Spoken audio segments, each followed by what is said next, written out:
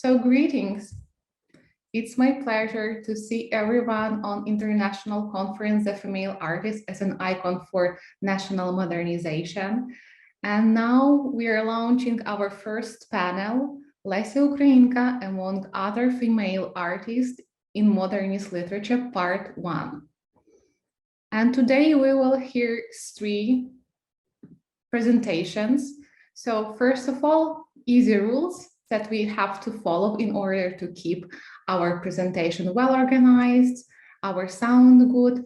So please mute your microphones. Mute your microphones. You can hold your video on. It's important to remember that each panelist have 15 minutes to deliver the presentation. After all our presentation, we will have a discussion. To ask questions, you can write it in our chat or on Facebook. Also, you can hold your hand, unmute your microphone and ask your questions. We will have 30 minutes for discussion, so please prepare your questions. And that's all. Now I will introduce our speakers. So our first speaker is Alexandra Dojik, distinguished visiting scholar from Goldsmiths, and she will deliver a presentation that dedicated to Lesia Ukrainka's revisionist mythmaking. So Alexandra, as far as I remember, you are having PowerPoint presentation, right? And I will allow to share the screen just in a second. Just in a second. So now you are able to share the screen. Wonderful. Thank you so much, Maria. And it's an honor to be here among such distinguished scholars today, including Oksana Zabushko, who I'm sure is an icon for most of us here, students, admirers of Lesia Ukrainka. Oksana Zabushko's act is hard to follow, but I'll do my best not to waste your time. The aim of my paper today, give me a second to do that screen share. Can you see the presentation now? Yes, excellent. So the aim of my paper today is very low-key. It is to situate Lesia Ukrainka's work within the tradition of feminist revisionist myth-making, and also to demonstrate how her reframing of canonical female figures exposes the limitations of male-dominated literary tradition. So easy. First, I'd like to introduce the critic. Oh, I'm not sure that what you're seeing now is what I'm seeing now. Right, and we can see Alicia Ostrikas at the moment. Brilliant, thank you.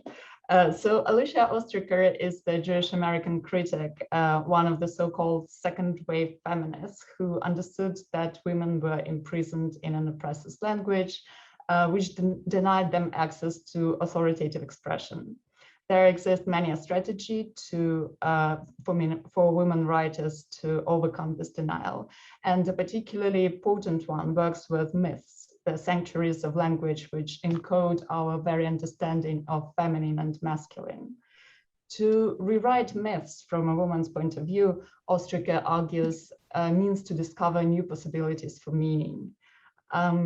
And to quote her, whenever a poet employs a figure, a story previously accepted and defined by a culture, be it Don Juan or Helen of Troy, the poet is using myth, and the potential is always present that the use will be revisionist.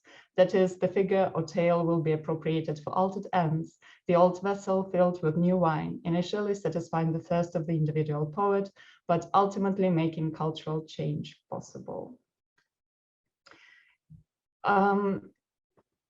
This strategy was analyzed by Ostriker in relation to North American women poets, including Sylvia Plath, Anne Sexton, Margaret Atwood.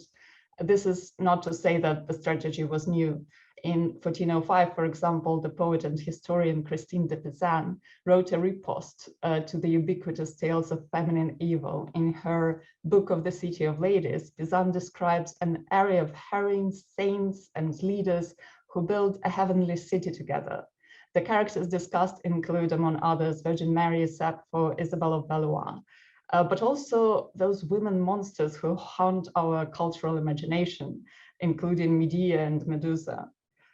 8 decades before Ostryka's essay, of course, Lesia Ukrainka too had started exploiting this strategy by shifting the focus of one of the cornerstone myths of European culture, the story of Jesus of Nazareth, to Mary Magdalene in her drama The Possessed.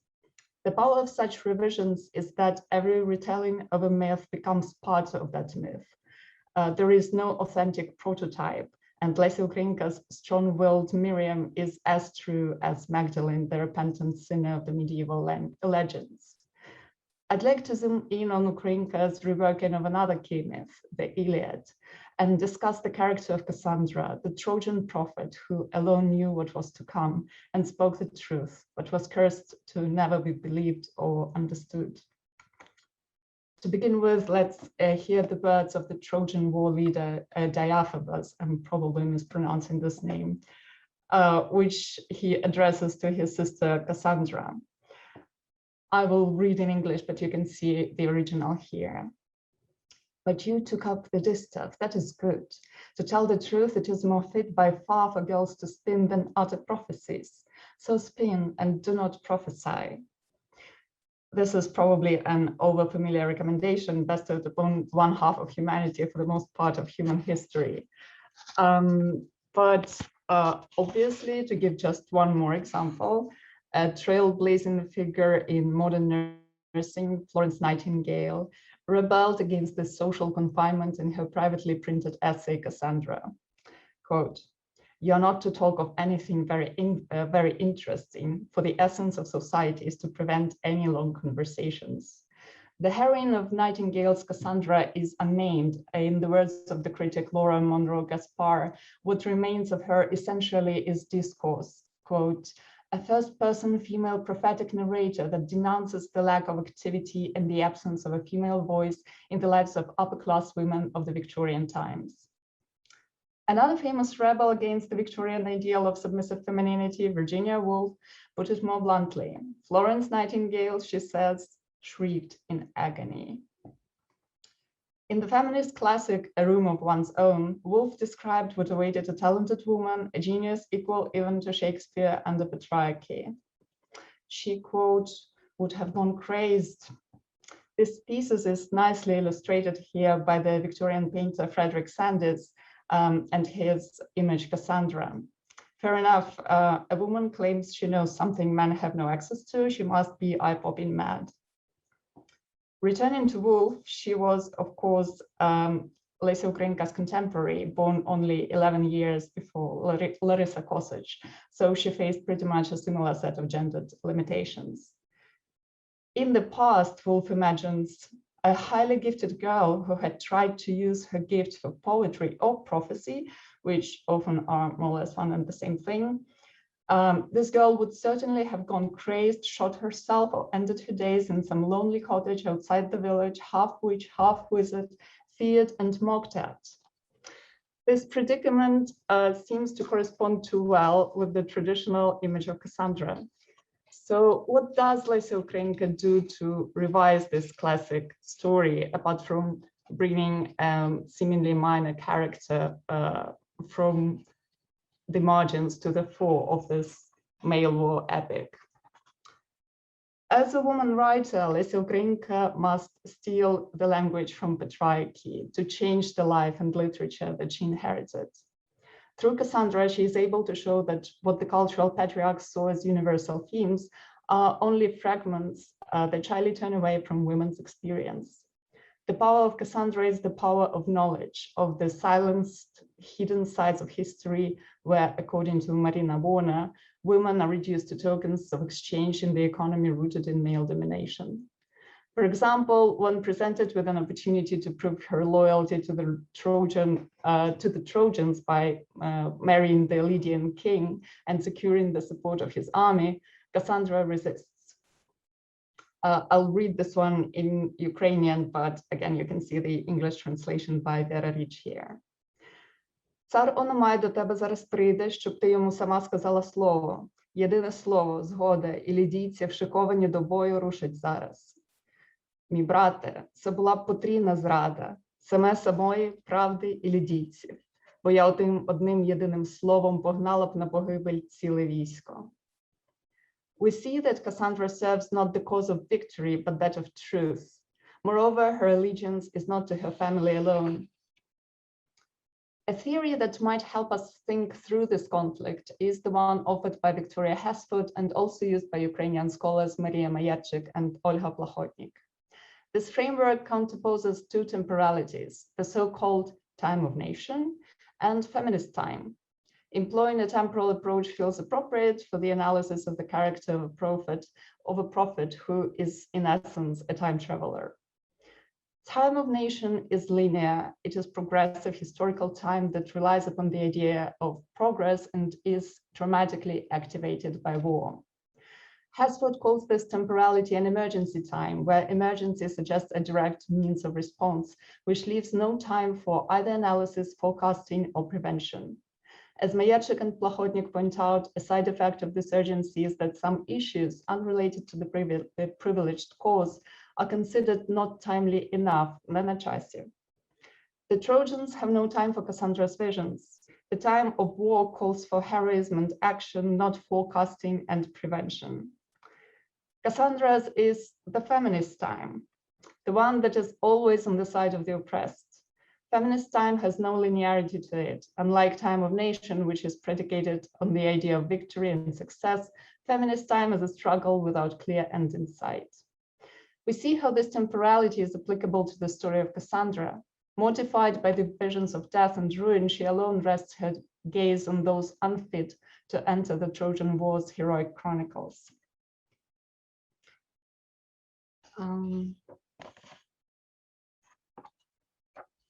To quote the final passage from Lesia Ukrainka's Cassandra, to Dephobos, who dismisses women's role in the war, she replies, "Brother, you know not the price of women's sacrifices, but I will tell you, of all womankind, far-famed Iphigenia did not make the greatest and the hardest sacrifice. So many harder sacrifices, though unfamed, are made by women who leave not even a name to them." Here, Lesia Ukrainka rewrites the story to shed light on the unsung heroines of the past who bore witness to the suffering of others. To sum up, Cassandra sees the heroism of men for what it is and redefines our view of the sacrifices it requires. Unlike the nameless heroine of Florence Nightingale, she is not reduced to the drawing room chatter. Ukrainka's Cassandra speaks truth to power.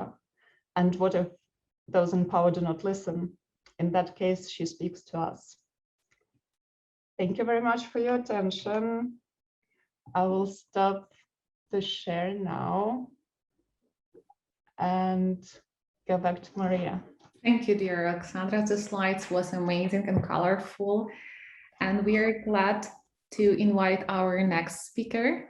And our next speaker is Olha Poliukhovych, National University of Kyiv-Mohyla Academy, with a presentation, Female Portrait of the Siècle in Lesia Ukrainka Short Stories. So Olga, please, the floor is yours. Thank you so much, Maria. I hope you can hear me very well. So I think I will read my talk in order to save some time. Of course, I'm not going to discuss all short stories by Lesia Ukrainka, but I will concentrate upon a few of them. So this topic emerged from my work on Lesia Ukrainka's collected works in 14 volumes, which was published in Kyiv this year. I was working on volume 6, which was dedicated to Lesia Ukrainka short stories. Lesia Ukrainka's prose, which consists of more than 24 short stories and unfinished sketches and fragments, has been given much less reader and research attention than her poetry and dramas, both during her life and subsequently. Lesia Ukrainka's short story belonged to the turn of the 19th, 20th century literature and coincided with the flourishing of this genre. If in the 19th century the novel remained the most widespread and developed genre, By the 1880s and 1890s, it was gradually replaced by short stories that developed and became popular in the following decades. As Elaine Showalter states, for late 19th century women writers in particular, the short story offered flexibility and freedom from the traditional plots of the three-decker Victorian novel, plots of which invariably ended in heroine's marriage or her death. And clearly that short story written by female writers ruin this paradigm. With the change of the genre aesthetic paradigm in short fiction, researchers also traced the main role of women in these processes when the short story became increasingly popular in the following decades. In addition to change in genre itself, there have been shifts in gender approaches. The decadent hero of the turn of 19th and 20th centuries is traditionally associated with the figure of a man. French writers, Oscar Wilde, Huysmans, Charles Baudelaire, not only traditionally portrayed the type of fatal woman in their writing, but were also well-known anti-feminists. Oscar Wilde and Henry James, both British, excuse me for placing Wilde to the French company, presented devastating satires of women artists. In the Ukrainian context, two friends of Lesia Ukrainka, Ivan Franko and Agata Krimsky, also depicted male decadence in their works. The end of the 19th century was characterized by the emergence of a new literary type, the new woman.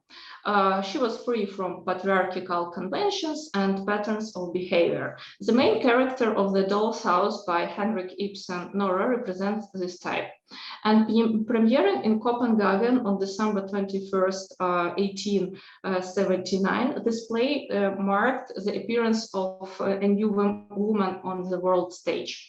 And while having surgery on her leg in Berlin, Lesia Ukrainka saw a fashionable Ibsen play there in 1899-1900. She wrote to her friend Olha about her impressions. I quote, "I recently saw Ibsen's Nora here on the stage, and I am afraid to think I did not like her. This Nora is such a naive animal that I can't help but wonder how she could turn into Frau Ibsen in the end. But she turned into her with God's and the author's help." Arguing with renowned male authors, Lesia Ukrainka constructed her type of new woman. The dominant themes of Lesia Ukrainka's prose are the intellectual challenges of the fin de siècle, feminist and gender issues, the artist's sophistication, misunderstanding with the environment, and the problems of hysteria and madness. So the first one is female as artist. Beginning from the fin de siècle age, the artist became a figure for fiction and poetry during the whole modernist period. Lesia Ukrainka depicted female artists in her short stories Rozmova, a conversation, Голосні струни, loud strings, and Misto Smutko, a city of sorrow. The title Rozmova, conversation, is rather ironical as dialogue and understanding are not reached by the main characters in this short story. The plot is quite simple. A retired actress on the verge of death tells the story of her life to a young, passionate poet, her admirer. The plot of the story is full of psychological nuances. The rich and famous prima donna falls in love with an ordinary theater critic. She, in the spirit of a modern and independent woman, offers to fund them living together, for which she has more than enough resources. Committed to the principles of the patriarchal worldview, the critic considers such a situation humiliating for himself. The man marries another woman and they begin a family while the actress is unable to survive. This story ruins her identity, including the loss of professional skills. She cannot overcome her pain and hysteria neither through travel nor by drugs. In this short story, Lesia Ukrainka artfully intertwines gender and artistic issues. After learning the bitterness of true love, the sick actress admits her professional failure. I quote, "Until I knew my own great misfortune, grief that fills my entire soul to the end, I could play my roles sincerely. I lived with that written grief on the stage, and off stage I rested from it and gained new strength. When I learned for myself in real life what grief is and how human sacrifices are made, I somehow immediately became indifferent to my roles." This problem resembles of those depicted in Oscar Wilde's novel, The Picture of Dorian Gray, 1819. His heroine, a young actress, Sybil Vane, is initially unaware that she has a powerful talent. But as soon as she falls in love with Dorian, she loses her artistic talents forever, because her roles already seem to her a pale copy of true love. Compared to Wilde's character, the Lesia Ukrainka's heroine is a more mature person. Despite the fiascos of life and art, she does not lose the ability to reflect critically. When her world collapses so quickly due to patriarchal taboos, the already doomed actress thoughtfully analyzes her situation and is able to offer alternatives, which testifies to her ability to deeply reflect. Such a perspective of understanding the image of woman artists in Lesia Ukrainka's short story touches on a question of women's self-realization, both professional and personal. The main idea of Rozmova is that despite the fact that a woman has received an education and is at the top of her brilliant career, the patriarchal system threatens her. At a time when, at the turn of the 19th and 20th centuries, and even much later, the main feminist call was for women's independence and autonomy, which would be guaranteed primarily through education, profession, and the opportunity to earn a living, Lesia Ukrainka looked much further and saw the fate that awaits such a woman in a patriarchal society. The actress faces misunderstanding in this society expressed by a male stance. As the critic does not understand her aspirations to live together on her earnings and according to her plan, the young poet, hearing the actress' story, though an artist himself, a representative of a younger generation, he also fails to understand the drama of her life.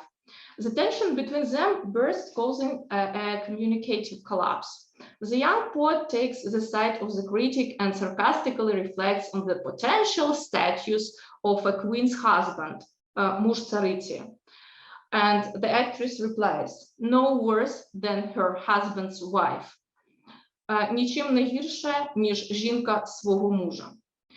The male and female artists express two opposite visions, patriarchal and emancipative. Although the actress' story scares the young poet and she cannot understand it, he's clearly in love with the aging, renowned actress. He looks at her as at an icon. We read, I quote, "He leaned over, took her thin, pale hand, even thinner than her face, and kissed it as if religiously."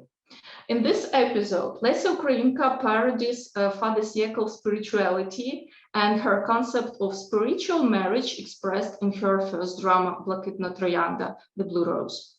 The question of female education is mostly likely not at the center of Lesia Ukrainka's short stories because of autobiographical circumstances. Lesia Ukrainka was primarily self-educated, although her sisters also they received decent educations. Whereas in her well-known essay, 3 Guineas, 1938, Virginia Woolf grants the necessity of education for women. Lesia Ukrainka in her stories pays attention to what awaits educated intellectual women in so-called normal society. And this is a partly autobiographical aspect of her identity. Similarly, the main character of another short story, Голосні струни, Loud Strings, is misunderstood by others, and her love story is also tragic. This short story depicts 21-year-old musician Nastya Gritsenko. People pay attention to her long, luxurious blonde braid, big blue eyes, and the physical nuance, her humped back. People look at her mostly with pity, which she does not accept. This female artist is decadent to some extent, and at the same time, she is stoic and capable of critical reflection of herself and the world. The inability to belong to the so-called normal world and a perceived incompleteness of life becomes an existential drama for this girl. Thus, Lesia Ukrainka's heroine is aware that the vulnerability of her body becomes a decisive factor for her social reception. Modern feminist researchers pay close attention to the vulnerability of the body of the marginal and unprotected subject. And this is broadly expressed in Judith Butler's writings, who writes on the ontology of the precarious subject. Nastya's vulnerability and artistic sophistication as a decadent, aesthetic Russian poet who studied in Kyiv, Semen Natson, is the sweetest poet for her, make her a real fin de siècle heroine. Above all, her image is endowed with moral stoicism and aristocracy. In this image, Lesia Ukrainka expressed her own pain through the attitude of other people for Nastya's physical condition. Yet, limited physical abilities did not prevent Lesia Ukrainka from fully participating in social, cultural, and socio-political life, as you know. And another aspect I would like to regard is female madness. Artistic hysteria and madness became topical theme at the turn of 19th and 20th centuries. Such issues were inspired not least by attention in studies and books on the question of neurosis and artistic madness. I mean here Cesare Lombroso's book Genius and Madness, as well as Max Nordau's Degeneration, which were very popular. Lesia Ukrainka did not miss her attention either. She was interested in supernatural issues, but at the same time, she warned her friend Olha Kobylanska against excessive fascination with spiritualism. The theme of madness is depicted in Lesia Ukrainka's first drama, Blakitna Tроянда, and is also depicted in her short story written in the same year, Misto Smutku, the City of Sorrow, 1896. Lesia Ukrainka collected material for this text using a method of field research. She visited a psychiatric hospital in Tworki, Poland, in which her uncle, Alexander Dragomanov, worked as a leading doctor. Moreover, according to Lesia Ukrainka's contemporaries, she collected historical materials for her fiction with detailed research. Aghatangel Krimsky, for example, reminisced that she was always in search for professional literature, and she always wanted to know more. In the short story, Misto Smutku, the female narrator, observes patients at the psychiatric hospital, mostly women, who are also involved in art somehow, so poetess, musicians. And Lesia Ukrainka is precise here in gender terms. As Elaine Showalter proved almost a century later in her classic work, The Female Melody, or Women, Madness in English Culture, I quote, by the middle of the 19th century, records showed that women had become the majority of patients in public lunatic asylums. In the 20th century, too, we know that women are the majority of clients for private and public psychiatric hospitals, outpatient mental health services, and psychotherapy. The situation of exclusion and otherness in this story is told by a female narrator with empathy. To describe patients' sufferings, she uses a cultural code of hell and compares herself to the Italian singer of hell, Dante Alighieri, who found himself in the city of sorrow. Dante's text. Sorry? You have 2 minutes to finish, dear Olga. Okay. Thank you. Thank you, Maria. Okay, I will finish. So Dante's text is one of the key to reading Misto Smutku, as the state of doom and despair is conveyed through the image of a closed city hospital in which it is useless to wait for salvation. On the other hand, the narrator tries to reflect on the problem of female madness in a broader context of the whole society. This work depicts the images of artists who suffer not so much for their sins as for the sins of an imperfect world, redemption for which is put on their shoulders. The cause of the mental illness of the young poetess is a banal life situation, unhappy love. According to Michel Foucault, the condition for madness is a desperate passion that has survived disappointment. That's what we see in Lesia Ukrainka's short story. Michel Foucault writes that madness has both a cosmic element as a component of worldview and the critical one as an ironic view of madness. Such components are present in the madness of the young poetess, as disease is a marker of her tragic worldview, but at the same time she ironically looks at herself and tells her story without being naive. The madness of a young artist is one of the forms of the mind in which her illness is integrated. In this short story, Lesia Ukrainka poses a very complicated intellectual question, where is the boundary between normal and abnormal. At the same time, she's trying to reflect on the problem of madness in the context of the whole social life, putting the question of responsibility not only to the artist herself or himself, but to the whole society too. So altogether, Lesia Ukrainka presents female portraits in her short stories, which are marked by fin de siècle aesthetics, such as artistic sensitivity, illness, and madness, and include a revision of patriarchal norms. At the same time, Lesia Ukrainka's short stories are interesting in conveying psychological states and nuances, free from the taboo of the patriarchal world. They are frank and confessional, and at the same time, they are scientifically authentic. In Lesia Ukrainka's short stories, women are looking for alternative patterns of behavior, marriage, artistic, and social existence. Although the search is not always fruitful for the author's heroines, their path to freedom is clearly and convincingly outlined in Lesia Ukrainka's short stories. Thank you for your attention.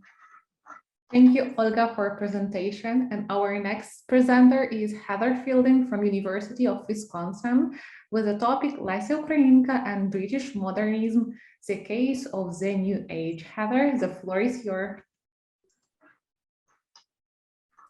Thank you so much. I have a PowerPoint that I'm going to attempt to, let's see. Maria, can you see that? Yes.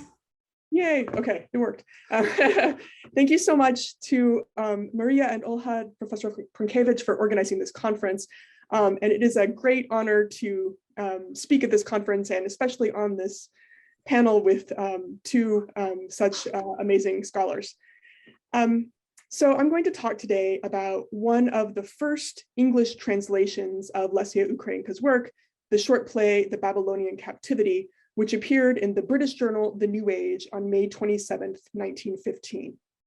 This translation by Karl Erich Beckhofer and Sophia Volska would go on to be one of the most accessible translations of Ukrainka's work in English after Beckhofer included it in his 1916 collection, 5 Russian plays with one from the Ukrainian. Hold on, there we go, okay. This volume is widely available in academic libraries across the US and the UK, and today, because it's out of copyright, it's still one of the easiest translations to obtain online. There's much to unpack about the circumstances of this translation, its politics, and the context in which British readers encountered it in the New Age in 1915.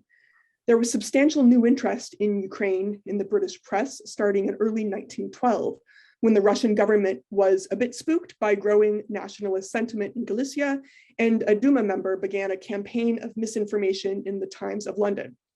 It sparked pushback and then much debate about what came to be known as the Ukrainian question. When that debate made it into the pages of this particular journal, it took on a literary character, with essays about politics and language paired with translations and analysis of Ukrainian writers. This was in keeping with the ethos of the journal, which was that politics, economics, and aesthetics needed to be united together as a way to push back against the fragmentation of the public sphere.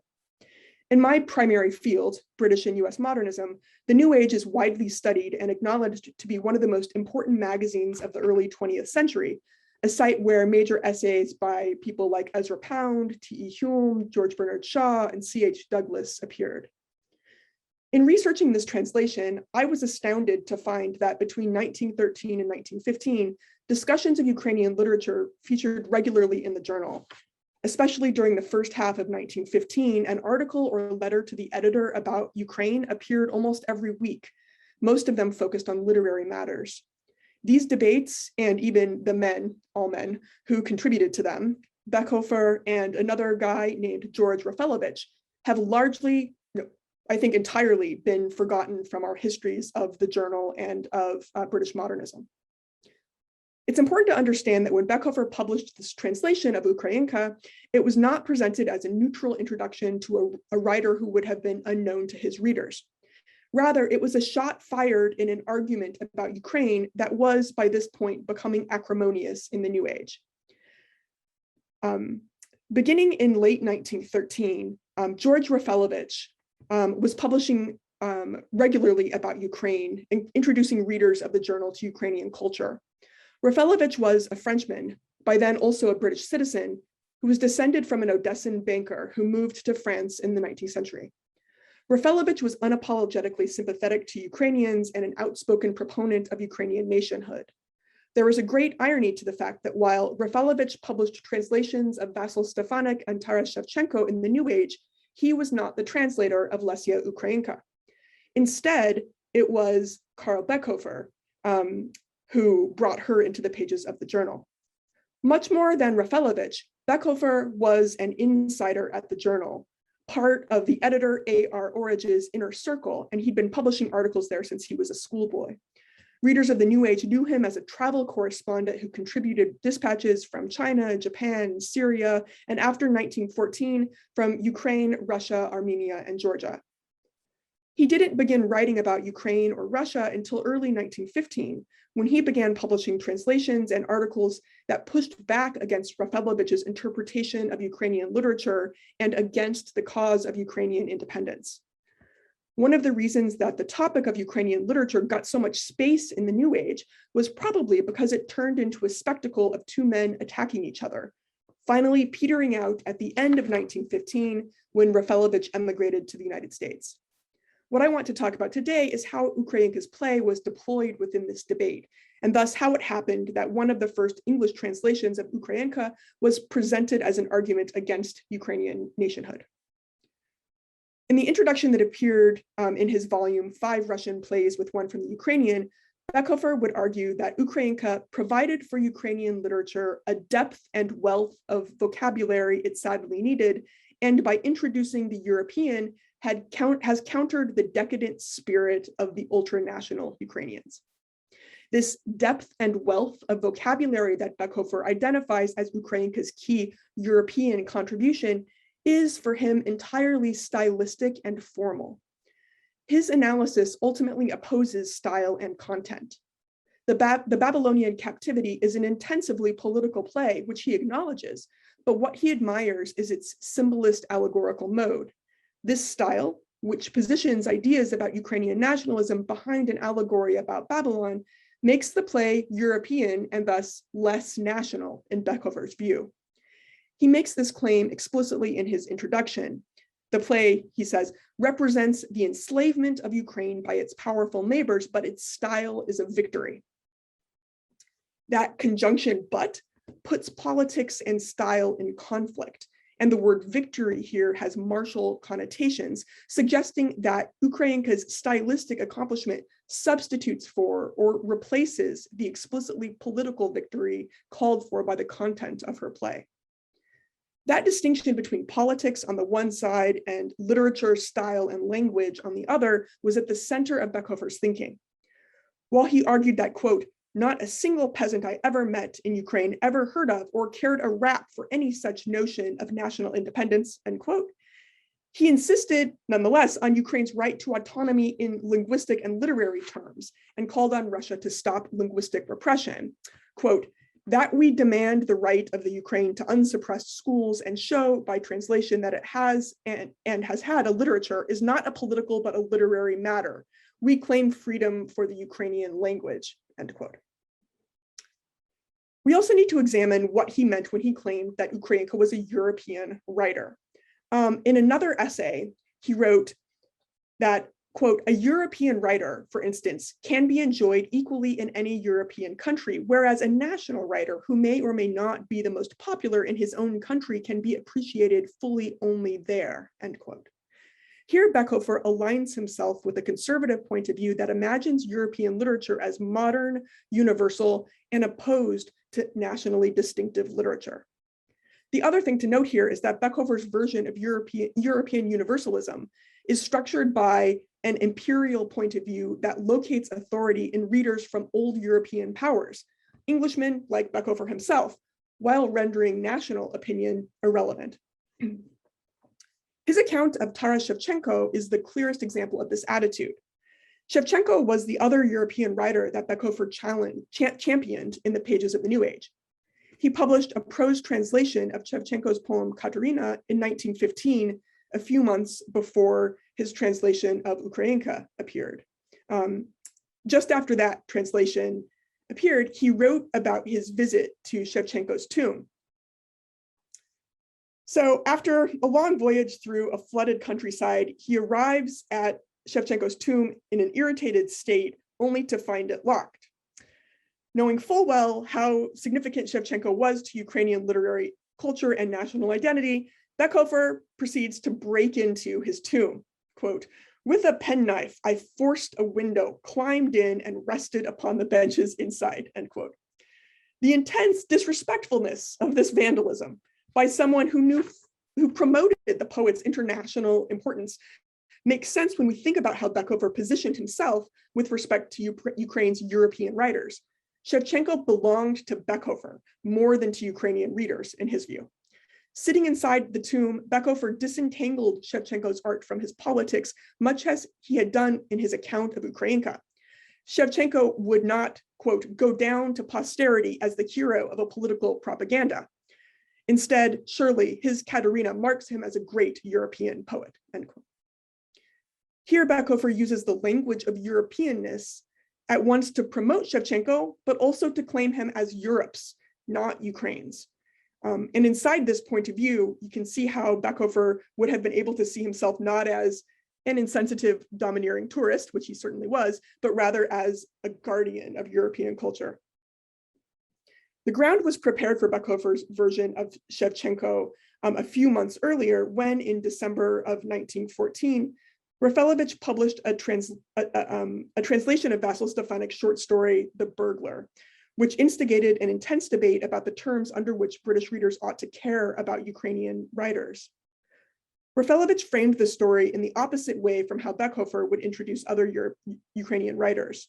He emphasized its Ukrainian particularity, that Stefanik, quote, deals always with peasant life, as indeed do most of the Ukrainian authors, and that he, quote, makes, of course, exclusive use of the Ukrainian or Ruthenian language, end quote. This choice to frame Stefanik as particularly Ukrainian, as representative of Ukrainian literary culture, made sense in terms of Raffelovich's politics and what he was trying to do. However, in promoting Stefanik in these terms, Raffelovich inadvertently set up a backlash that opened the way for Beckhofer to promote Lesia Ukrainka's work despite and not because she wrote about Ukrainian autonomy. Dear Heather, do you remember to switch your slides? So no, it's not switching. Yeah. Okay, that's okay. I will unshare. Hold on. They are beautiful. Thank you for preparing them. No, it's okay. They're not essential, but so the editor of this journal, A.R. Orridge, wrote this extremely venomous article about Stefanik. He described Stefanik as, quote, an antediluvian, a monster, a powerless, revolting troglodyte, end quote. Orridge argued that his work was anti-European and set up a definition of what it meant to be European that turned away from Raffelovich's worldview and laid the groundwork for Beckhofer's intervention. The problem for Orridge was Stefanik's subject matter, the representation of Ukrainian peasant life. These characters did not belong to the world of Enlightenment rationalism or European civilization, Orridge says, and Stefanik's realist technique did not redeem them by bringing them into literary modernity. Here we see what would become the hallmarks of Beckhofer's vision, that if Ukrainian literature is to be European, it must be stylistically modern so that European critics can appreciate it despite its Ukrainian subject matter. The only difference is that Beckhofer was writing about writers who he thought met that European standard, while Orridge attacked a writer who did not, in his estimation. By way of conclusion, I want to cast this translation of Ukrainka's play in a different light. Beckhofer was undoubtedly the reason that her play was published in the New Age, but I think it's unlikely that he actually translated it, despite taking credit. We know that he had only learned Russian a few months earlier, and it's not clear that he ever actually learned Ukrainian. So like Tamara Skripka, I suspect that Sofia Volska deserves the credit for the translation.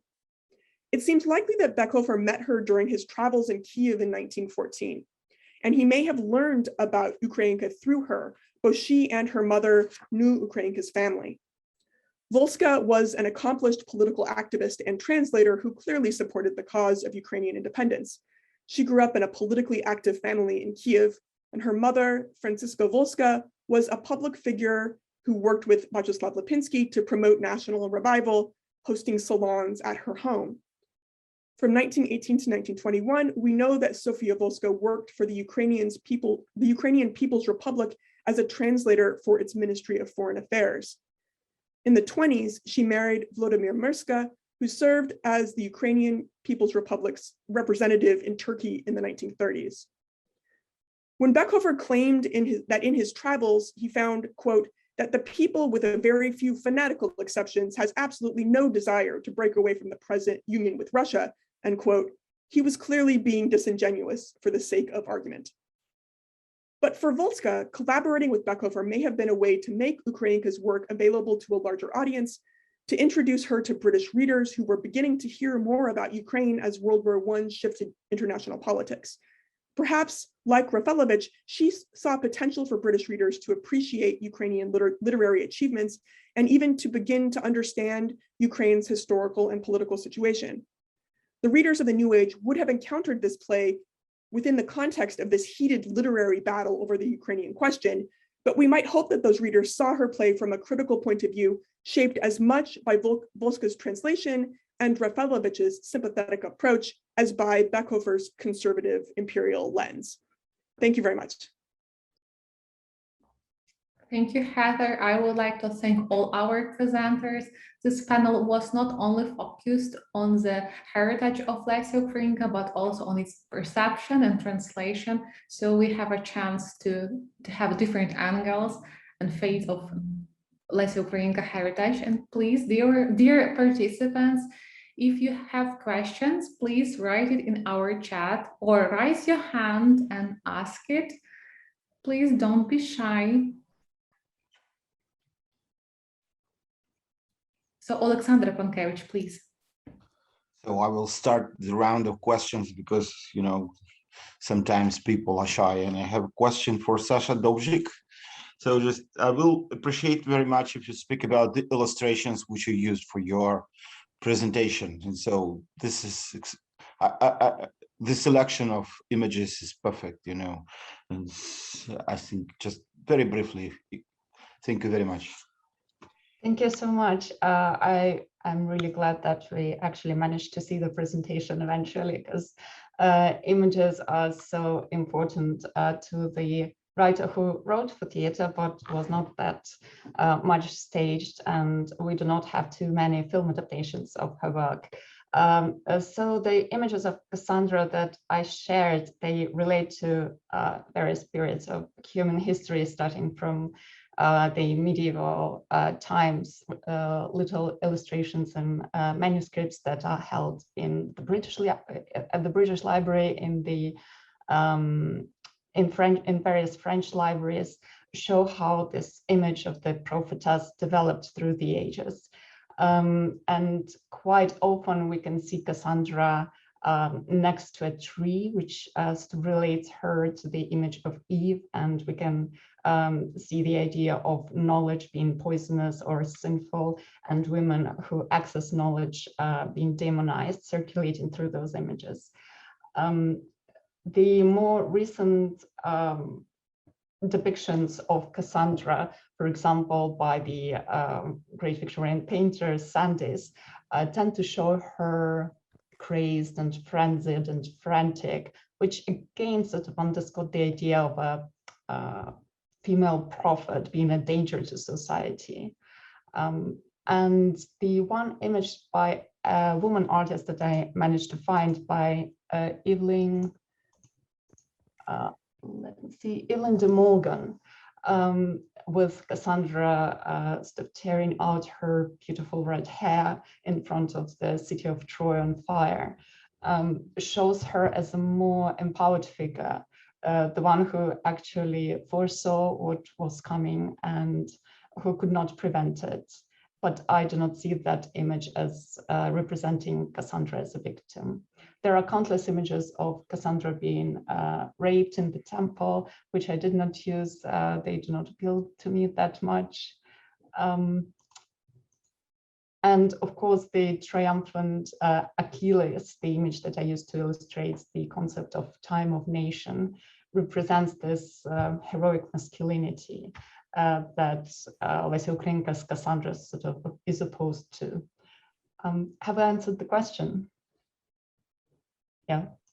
Thank you, Alexandra, and the panelists. Thank you very much for your presentation of illustrations. Thank you. Thank you. It's fantastic. Thank you. And Roman Retelling is having another question, please. Maria, I believe someone else had their hand raised before me, or not? You was first. Oh, okay, thank you. Thank you very much also to all three presenters. Very different topics, and all of them provoking a lot of further thoughts along many different lines. My question, though, is for Heather Fielding. And Heather, maybe you can help me out here, because I've always had a problem with this first publication. And I have to speak about it tomorrow too. So, and the problem I'm having is this, the introduction and back over. And the things he says in the introduction. First of all, as you mentioned, he talks about the sort of the nationalist question in a rather negative way. But then he very strongly, like you also mentioned, talks about Ukraine's enslavement. Now, I've always thought this extremely contradictory. Now, later on, we'll know that in nationalist rhetoric, the word enslavement is one of the key words. So this always caught my eye, and to this day, I can't really make my mind up for myself whether he had resolved the question for himself and how he saw it. And the other thing is that but placing the 5 Russian plays and 1 from the Ukrainian, and using, I mean, you mentioned Ukrainian and Ruthenian. At that time, Ukrainian, the word itself wasn't used that often, outside of maybe the context of the journal. But certainly in society, it was Ruthenians, Bukovinians, Galicians, et cetera, so just the very strong emphasis on the word Ukrainian and on the language itself. It's like the medium becoming the message. It's like 2 totally different messages coming at us from that publication. So this is, if you could just comment on that. Thanks. Thank you so much. Yeah, I have shared exactly those same confusions, and this is what I have come around to. So Beckhofer's rhetoric is quite different depending on whether you're looking at the pages of the New Age or if you're looking at the volumes that he published elsewhere.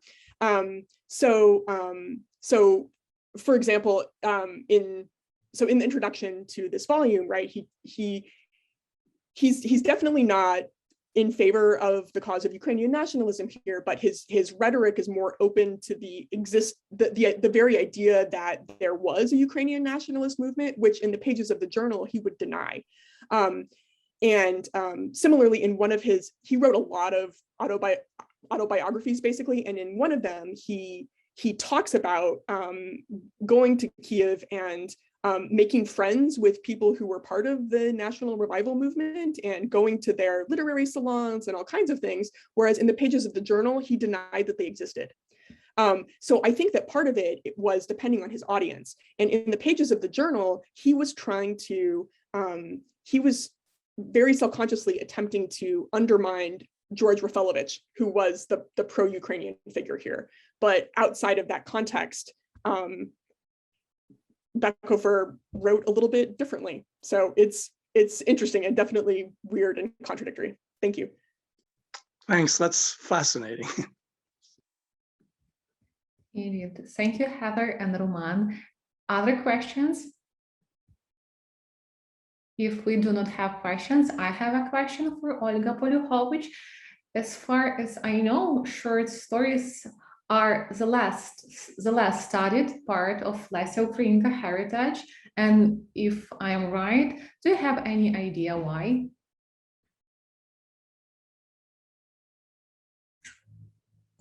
Okay, Maria, thank you so much for this rich question, which naturally comes to mind. Lesia Ukrainka's contemporaries, they paid much attention to her poetry.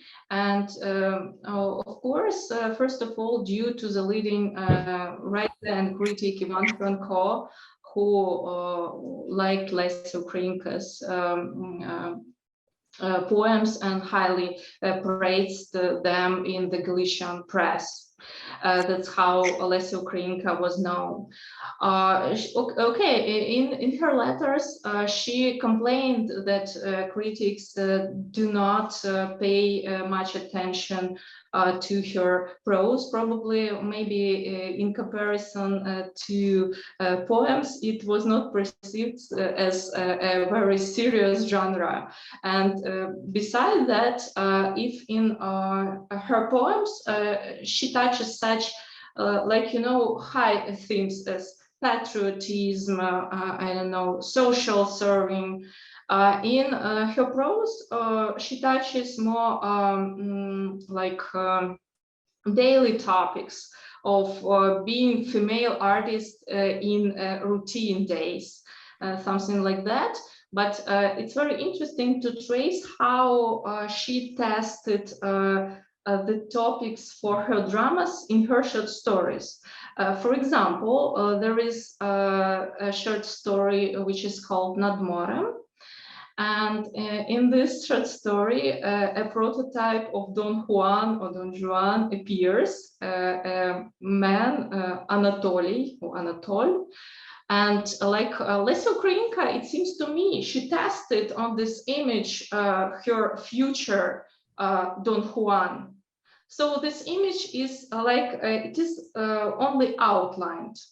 It is not central, but it is how Lesia Ukrainka, tested this traditional image. And it's very vital, and there are another Lesia Ukrainka sketches which are also very interesting from the standpoint of post-colonial writings, when Arabic woman which she saw in Egypt, trying to correspond to the European canon of beauty. And Lesia Ukrainka distinguishes and traces all the psychological nuances of being not correspondent to this canon. And also, it's very autobiographical thing. Oksana Zabushko also wrote in her book Notre-Dame d'Ukraine, answering the question, was Lesia Ukrainka beautiful? And what does it mean? And how her contemporaries saw her beauty, and what actual beauty meant to her, like, I don't know, as woman, as artist, and so on and so forth.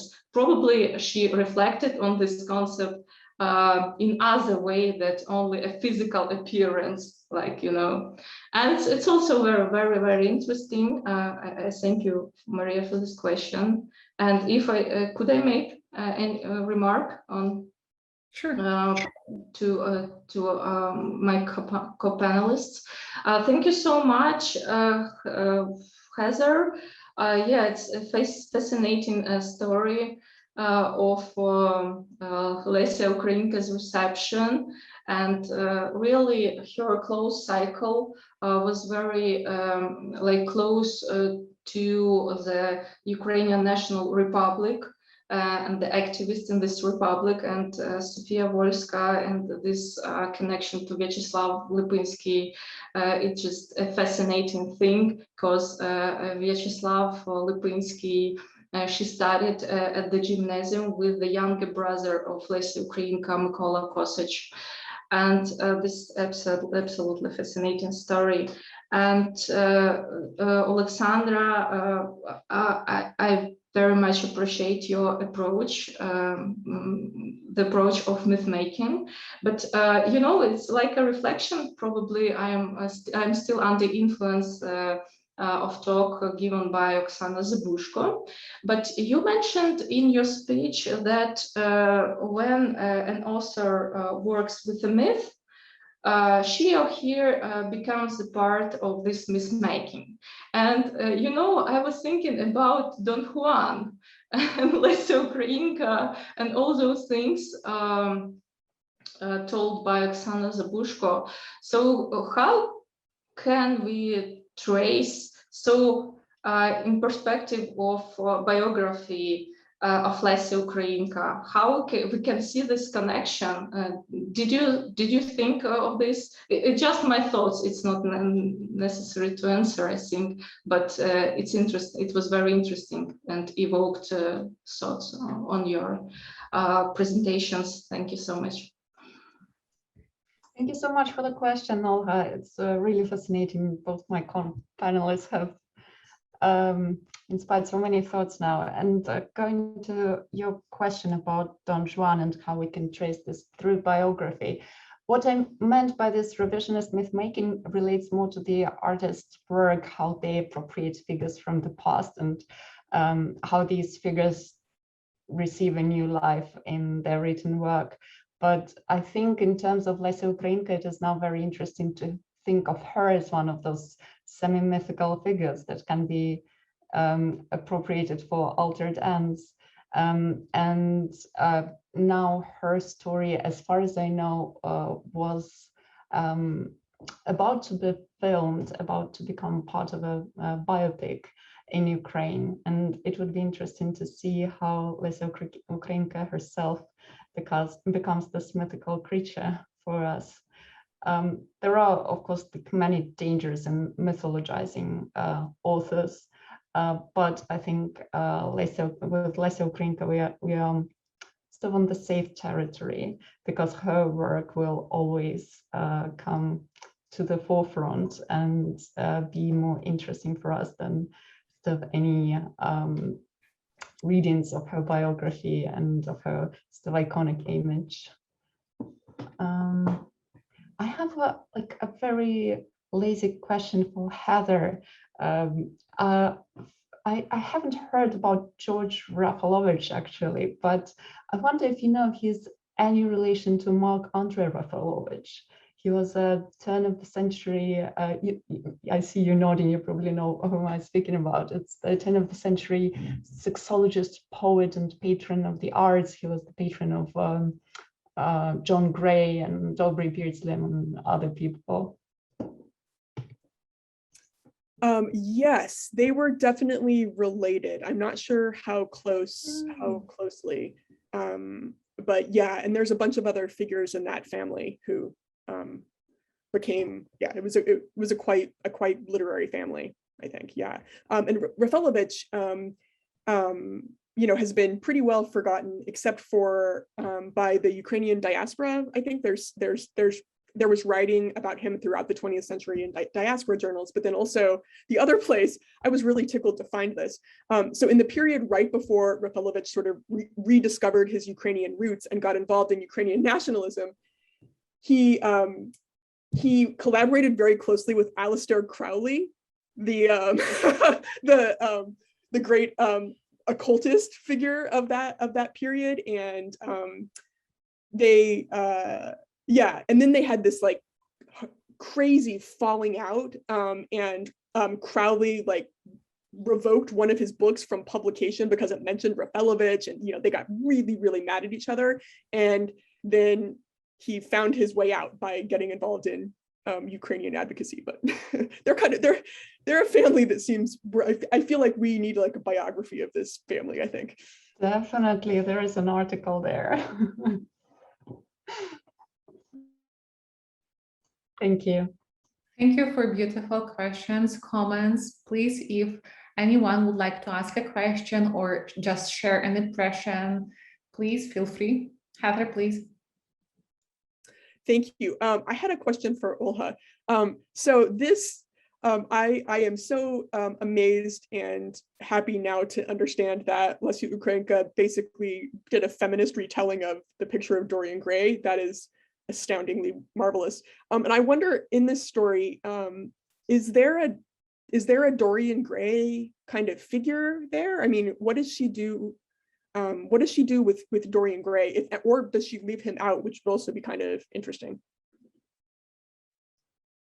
Thank you so much, Heather. So yeah, probably Lesia Ukrainka read this novel and knew this plot, but it was, you know, like a fin de siècle topic of art and life. And this is how she reflected on it. So she managed to give her own answers.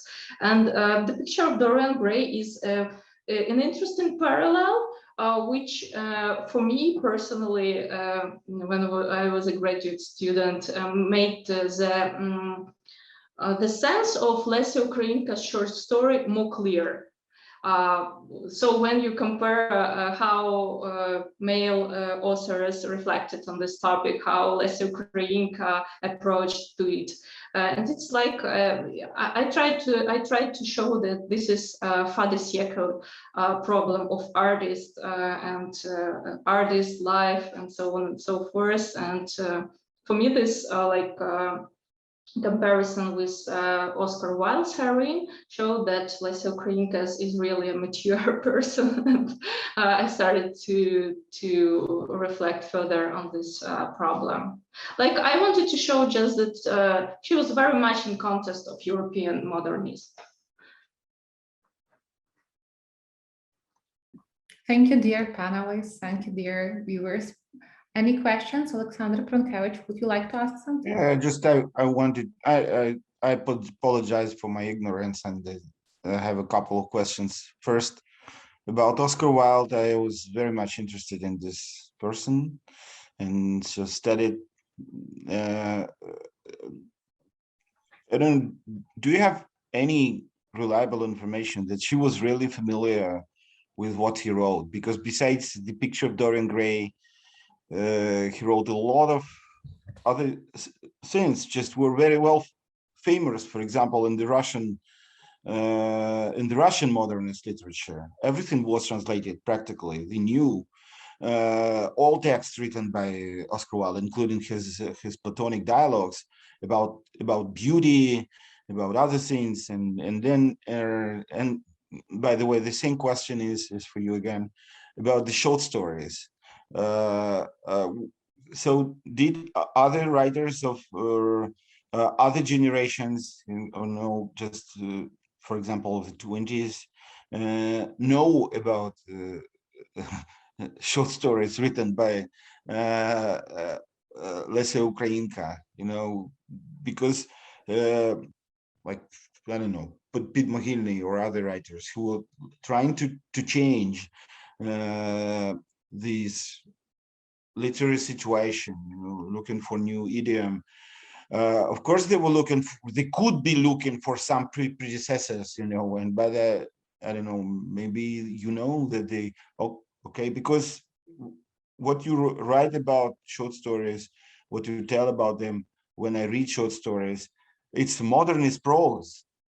Before, say, having modernist prose in the Ukrainian literature. This is important. Okay, thank you. Thank you so much, Pana Alexandra. So yeah, this question is very rich. Of course, we still do not know how many letters we do not have. So Lesia Ukrainka's archive is not full. And it's not easy to tell for sure if you read the Oscar Wilde stories. I cannot say this right now, but she represents the type of dandy. So her heroines, what I discovered during this research, they all have these decadent features. Which probably is incompatible with the image of Lesia Ukrainka as a patriotic woman, as a strong woman in the canon of Ukrainian literature. But these decadent features, they are marked somehow with inner aristocracy, with stoicism. So it is a kind of modernism, but it's a reception of modernism, not just taking a fashionable topic. Like she did not like the concept of new woman introduced by Ibsen, and she tries to reflect herself what it means to be a new woman. And as for reception of her short stories, you asked. So her critics, they read her short stories, but and Sergei Yefremov, quite unexpectedly for me, she wrote about them. But they, the male critics, they are very cautious about her prose. So they see some psychological nuances, but they do not go in depth. And like Drake Mara and the circle of neoclassic writers of 1920s who published her collected volumes of works, they also read her short stories, but on another level. And like this problem reminiscent of Olha Kobylanska's case, Lesia Ukrainka's friend. So like Sergei Yefremov wrote that Valse Melancholique, Melancholy Valse, the novel by Olha Kobylanska, it does not depict Ukrainian life. It is something very alien to Ukrainian life. It's something European. And like they could not treat like, they treated to Olha Kobylanska, to Lesia Ukrainka, because it was a figure, it was prominent figure. So they just, were very cautious. Yeah, there is some prose, but yeah. So there is a complication of reception. But if we now read the short stories by Valerian Kyiv-Mohyla and other Ukrainian writers, we should pay attention to Lesia Ukrainka's too, for sure. You know what, I found your approach towards comparing Lesia Ukrainka with Oscar Wilde very productive, you see. I mean, it makes sense to think about Oscar Wilde's mother, Speranza, and she was very much involved in the Irish nationalist movement, by the way. On the other hand, the decade of art of lie, what Oscar Wilde meant, just it's. I don't think Lesia Ukrainka could accept it because she was speaking about serving, and for Oscar Wilde it was decadent, it was the dead end of literature. Yeah, very interesting. Yeah, very new, especially, I mean, for me personally, I come from another. Okay, thank you. Thank you. And one more, for parallel, is just how Ivan Franko influenced the reception of Lesia Ukrainka. He opposed all this, poet, modernist, decadence to a true poetry of Lesia Ukrainka. But, her prose tells the other story. So that's it. Thank you. So I hope soon we will read new article about comparing Oscar Wilde and Lesia Ukrainka after this conference. So any other questions or comments? You know what, Masha, I have the reputation of the person who can ask many questions. Please. I can ask questions for hours. And I have a question for Sasha Dojik, because you used the word myth. I'm very much interested in finding out more about how you understand these words, myth. So what is myth making? Because I have studied like Don Juan and Don Quixote. So I have been studying this subject in Spanish literature for the last 20 years, and we also use the myth of Don Quixote or the myth of Don Juan. What do you mean? The myth of Cassandra. So it's an interesting. I think it's, if we speak about modernism, actually, it's the most important question. What is this?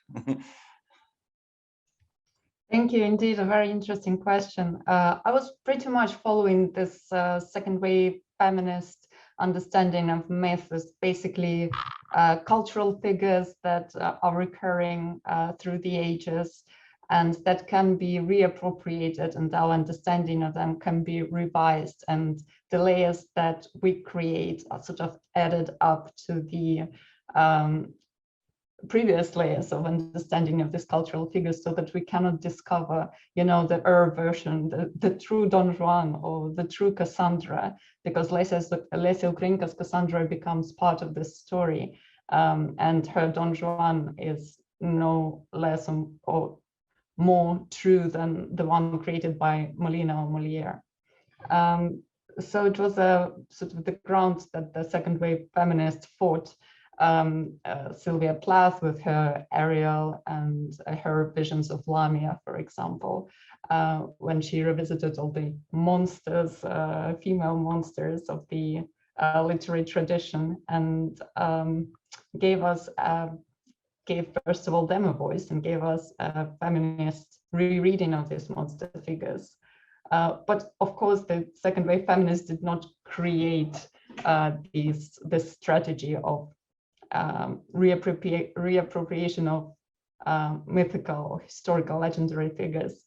I was really struck by Dizan and her doing pretty much the same in the 15th century, where she places Medusa and Medea next to Sappho and those revered figures of the European tradition. She wrote her book as a response to The Name of the Rose, a chivalric romance that didn't have many positive things to say about women and their influence on culture and ideals. So Bizan's role was to rewrite this history and to add women's perspective on it. Women rereading women. This is what pretty much the second wave feminists were doing, and Lesia Ukrainka as well. As Oksana Zabushka mentioned, 50, 60 years before Sylvia Plath and Margaret Atwood. I think very interesting. I'm asking this because, when I studied modernism, it was many years ago, I was very much interested in the phenomena of життєтворчість, that is converting art into life. That's what Oscar Wilde wrote about. And in this case, someone mentioned that Cassandra is not just a myth, it's a life program for Lesia Ukrainka and things. I think it's very, very modernist, you know, just converting, because I have two interpretations of myth when we speak about Don Juan and Don Quixote and other things. Just then, when the character appears in the original, in the first book, and then leaves the book and starts living in other books, in other works of art, in painting, in everything, in films and so on. Because Don Quixote is just an archetype for me, because it's the most the best. And the other aspect of myth is when art becomes life. You see, and because as far as I understand, many people identify Lesia Ukrainka with Cassandra. So Lesia Ukrainka kind of Cassandra, you know, with this voice, this prophetic, people do not hear, do not understand, you know. I think it's, what do you think of it? So can we look upon Lesia Ukrainka as a new Cassandra? I don't know. Yeah, very interesting. I think there is a number of characters in her corpus of works that she tends to give them some perspective that she shares. Dolores is also usually considered one of those characters, so sometimes speak with Lesia Ukrainka's words, and Cassandra is another.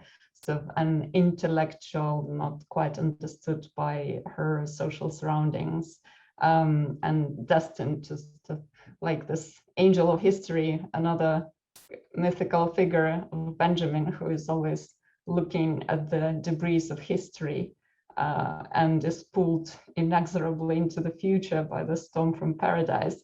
This is our Cassandra, only she doesn't look back, she looks forward, but also what she sees is wreckage, and she cannot sort of convey this knowledge to people who are around her. I think that Lesia Ukrainka was pretty much against this idea of life creation or życiotwórczość. She opposed the various attempts to identify her with her over, or of trying to read some biographical material into her works. This is my general impression, but I think that Olha and Heather will also have something to contribute on this. The identification of Lesia Ukrainka with her heroines, or the biographical readings of her plays or prose. Thank you very much. Very interesting. Yeah. I have learned a lot today. Me too. I think we can say thank you one more time to each participant and our listeners who was so active, and thank you for questions, thank you for your work, and we will be delighted to see you on networking, where we won't live stream or record that event, to chat and continue our informal communication. So thank you one more time, and it also will be a pleasure to see each of you on our different panels, and have a great day or have a great evening if you are in Ukraine or in Europe. Thank you for moderating, Maria. It was a pleasure. Thank you. Thank you so much. Hope to see you soon.